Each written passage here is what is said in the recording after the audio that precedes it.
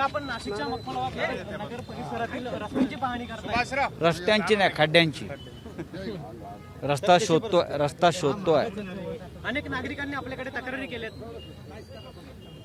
यांनीच मतं दिली आहेत, यांनीच भारतीय जनता पक्षाला सत्तेत आणलं आहे.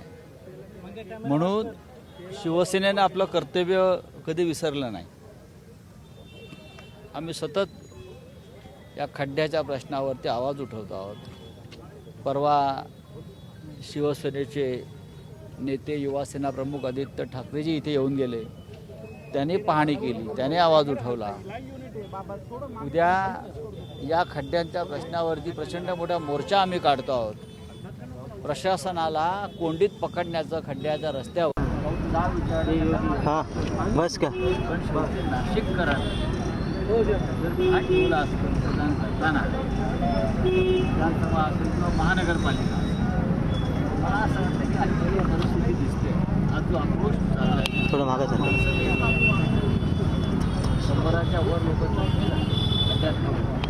सरकारला प्रश्न विचारायचा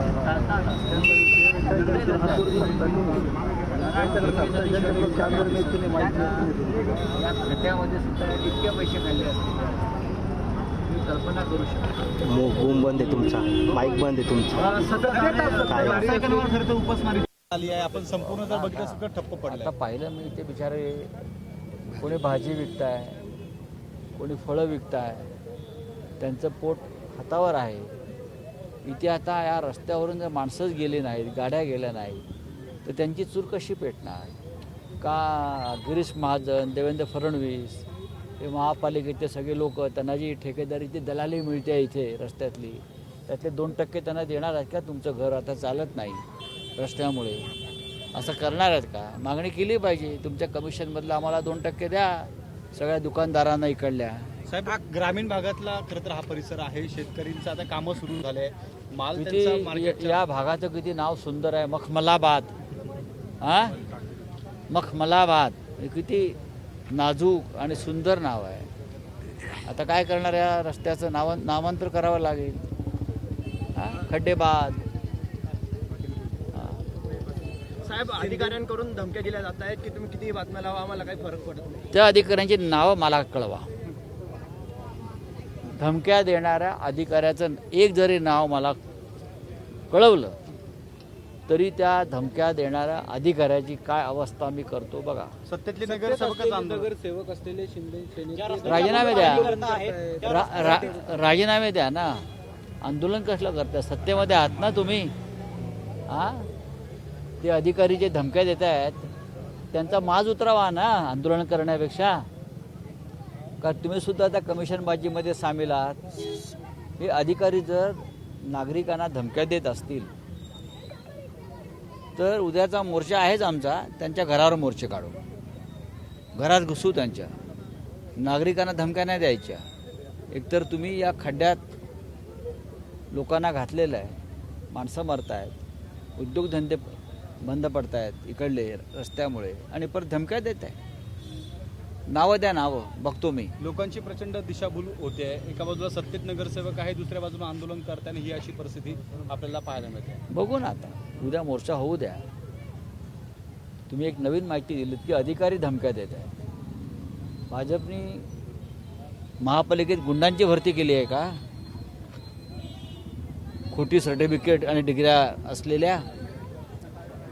तसं असलेलं सांगा, गुंड आम्ही पण रस्त्यावर उतरवू. मग राऊत साहेब, नाशिक त्र्यंबकेश्वर रस्ता हा आता काही महिन्यापासून त्याचं काम चालू आहे, परंतु त्याच्यावरती चिखलाचं साम्राज्य चालू. मला वाटतं की दोन लहान मुलांनी एक व्हिडिओ करून त्या संदर्भात पेगलवाडी अख्ख्या देशाचं लक्ष वेधून घेतलं. त्यानंतर तिथे युवासेना प्रमुख आदित्य ठाकरे जाऊन आले, इतर सुद्धा काही प्रमुख लोक जाऊन आले. पण तुम्ही म्हणताय की अधिकारी जर गुंडांच्या भूमिकेत असतील, ठेकेदारांच्या बाजूने असतील आणि आवाज उठवणाऱ्यांना धमक्या देत असतील तर रस्ता कसा होईल? या गुंडांच्या टोळ्या महापालिकेत आहेत, ते आता स्पष्ट दिसत आहे. आमदारांच्या मुलंच त्या ठिकाणी ठेकेदार आहे अशी देखील माहिती समोर आली. बघा, हे सरकार जे आहे केंद्रापासून महाराष्ट्रापर्यंत हे ठेकेदारांच्या करंगळीवरतीच उभा आहे. फक्त ठेकेदारी. याशिवाय दुसरं काही नाही. 25% आधी घ्यायचे, कामाचा पत्ता नाही. धन्यवाद. महापौर नोटंकी म्हणताय तुमच्या महापौराचे बनावट टेंडर महापौर नोटंकी म्हणताय. खरं तर तुमच्या सेनेने जे आंदोलन केलेलं होतं महासभेत, अच्छा, महापौर नौटंकी म्हणतात. तुमच्या मग हे जे काय हे सगळं चाललं आहे त्यांच्या नेतृत्वाखाली असलेल्या महापालिकेत, त्याला काय म्हणाल? हे काय, तुम्ही या नाशिकचं स्मशान केलेलं आहे. माणसं मरतात रस्त्यावर, जखमी होत आहेत, कोमामध्ये आहेत माणसं. साहेब, आपण नागरिकांना एक सवाल केला, नगरसेवकांकडे गेला होता.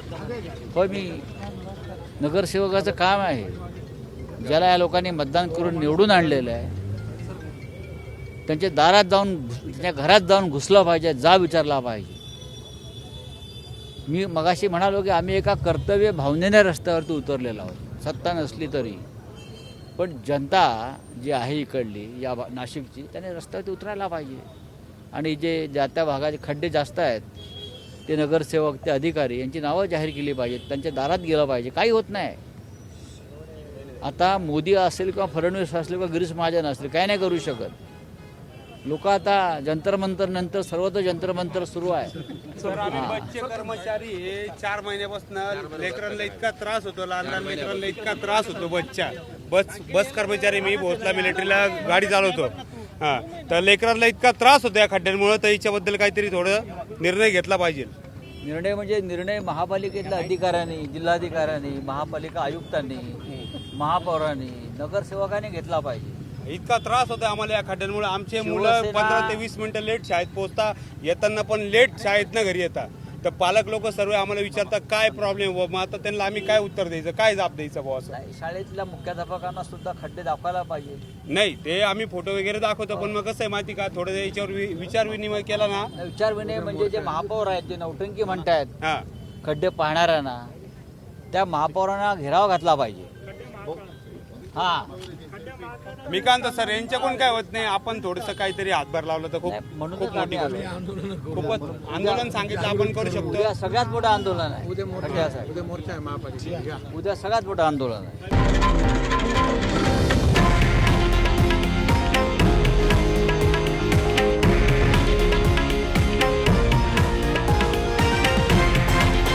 हे आहे देशातील नंबर 1 न्यूज नेटवर्क आणि आपण पाहत आहात TV9 मराठी, एकमेव.